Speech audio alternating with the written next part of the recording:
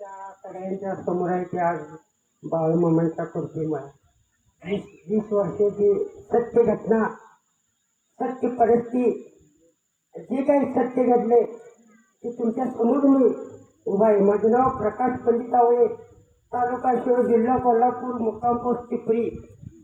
1 number पिंडका म्हणजे दारोडा. पहाटे 6ला मी दारू पिणारा माणूस, दुपारी दारू पिणारा माणूस, 5 वाजले की दारू पिणारा माणूस. प्रपंचाला माझी धर्मपत्नी जातीवंत म्हणून ती टिकली. शेवटी माझी आई आणि माझी बायको मला घेऊन दवाखान्याला गेली. आमचा याचा फॅमिली डॉक्टर शिवाजी पवार, त्या डॉक्टरने सांगितलं, म्हातारे याला रोज किती दवाखान्याला आणणार, इथं इंजेक्शन घेते आणि चौकात जाऊन दारू पिते, याचा मार्ग कसा काढणार आणि काय तर मार्ग काढ आणि याला कशा दवाखान्याला आणते. 1 वर्ष किंवा 6 महिने जगेल, पोटाला घासभर खायला घाल आणि वर्षभर ह्याला जगव. आमची आई अक्षरशः गळ्यात पडून रडली. पोरं माझी लहान लहान 2 मुली आणि 2 मुलं आहेत मला. त्यावेळी 7-10 वर्षाची होती. अशी परिस्थिती काढली. वारं सुटले की हा करायचं त्या करायला जातो तुम्ही. घाटाडीत पडणारा माणूस बाळूमामांचा नातू रामभाऊ आरबाळे, त्यांच्याबरोबर मी फिरलेला. त्यांनी मला चांगलं मार्गदर्शन केलं. बागा नंबर 4 बाळू शिंगारे कारभारी, तुम्ही मला चांगलं मार्गदर्शन केलं. शेवटी एका दारूच्या अड्ड्यावर मी दारू प्यायला गेलो. त्या माणसाला म्हटलं, बाबा मला दारू 3 रुपयाची घाल.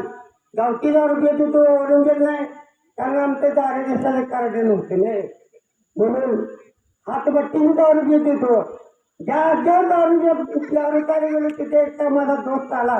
त्याला मी म्हटलं, अरे भीमा कुठं दिसत नाही. अरे नाही पक्का म्हणला, मी बाळूमाच्या बकऱ्यात जाते. ठीक आहे म्हटलं, मलाही बकऱ्यात घेऊन चालू मी तू म्हटलं.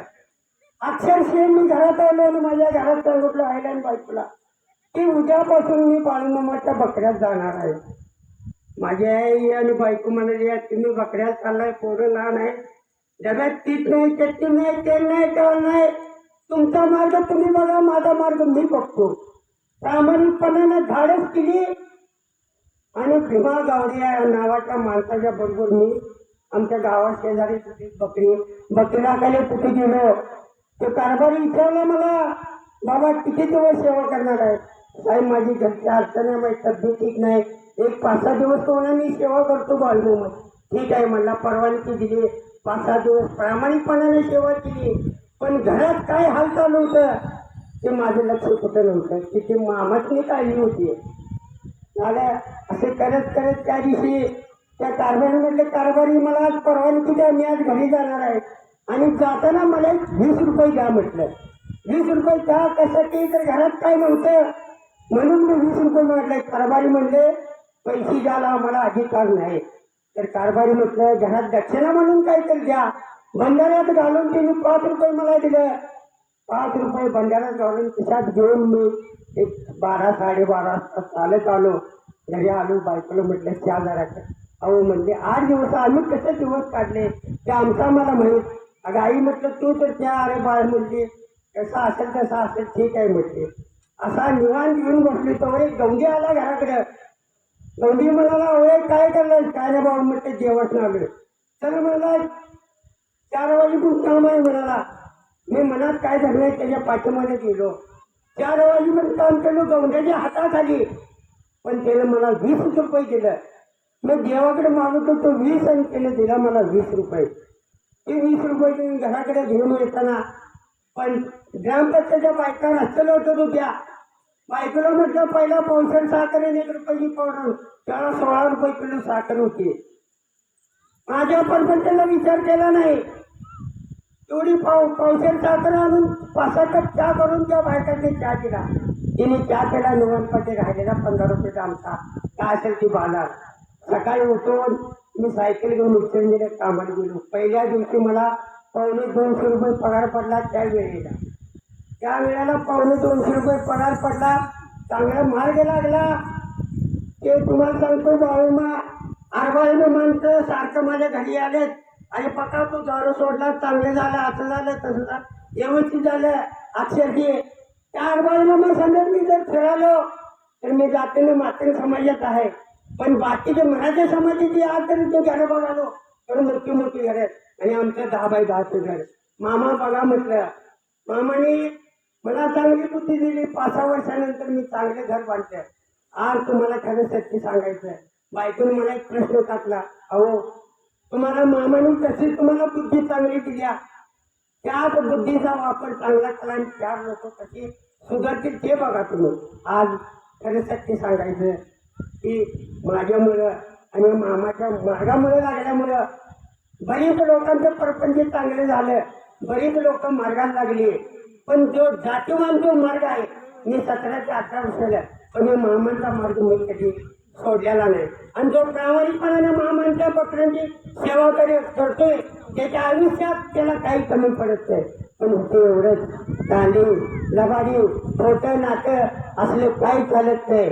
तुम्ही इथं उपाशी राहणार नाही, तुम्हाला पोटभर खायला मिळेल, पण प्रामाणिकपणाने जर सेवा करायची आणि मेवा खायचा एवढाच चांगला मार्ग आहे.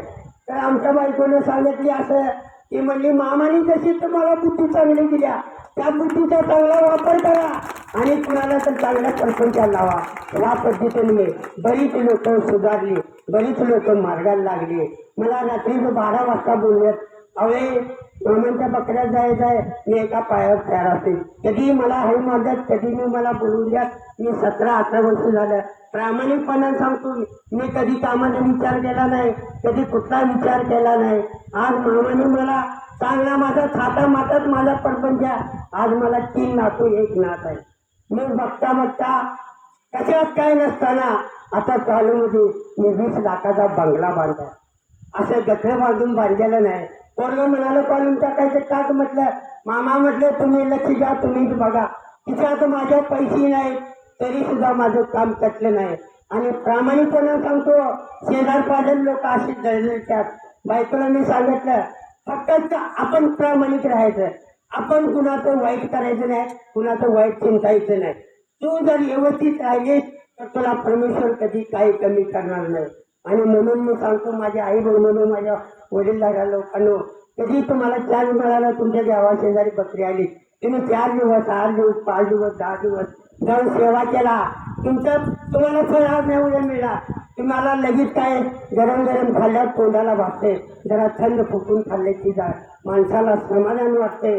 मग त्या पद्धतीने जर तुम्ही राहिला तर खरोखरच त्या मामांची ताकद एवढी मोठी आहे की कुणाला कळत नाही, कुणाला लक्ष देत नाही, कुणाला दिसून येत नाही. हे मेंढे राखतात, ही सेवा करतात, त्या लोकांच्या लक्षात येते. कोण शिव्या दिले मार म्हणायचं, कोण खवळते मार म्हणायचं. कारण कसं असतंय, माणूस उन्हात आणत बकऱ्या पाठवत होते, कंटाळ येतो, वैताग येतो एकमेकाशिवाय. आणि यात कसं आहे, हसाय पाहिजे, रडाय पाहिजे, खेळाय पाहिजे, त्याशिवाय जीवन नाही, त्याशिवाय प्रपंच नाही. हसत खेळत मजेत राहिलं तर सगळ्या गोष्टी चांगल्या घडतात. मी तुम्हाला खरं सत्य सांगतो की खरोखर प्रामाणिकपणानं जो नेमके आहे आणि जो प्रामाणिकपणाने सेवा केलाय त्याच्या आयुष्यात कधी काही कम पडत नाही. आणि घराकडे पाठवून बघायचं, आम्हाला काही बघायचं काय गरज नाही. मामा सगळे बघतात, मामाने पकडून म्हणतात, तुला वेळ मिळाला तर माझ्याकडे ये, तुला काम धंदा आहे, तुझ्या घरात त्रास आहे, येऊ नकोस बाबा, तुझ्यावर माझी काही जबरी नाही, तू प्रामाणिकपणाने सेवा कर, पण ये, तुला वेळ मिळाला तर ये. मी काय एवढं बोलून माझं पूर्ण करतो.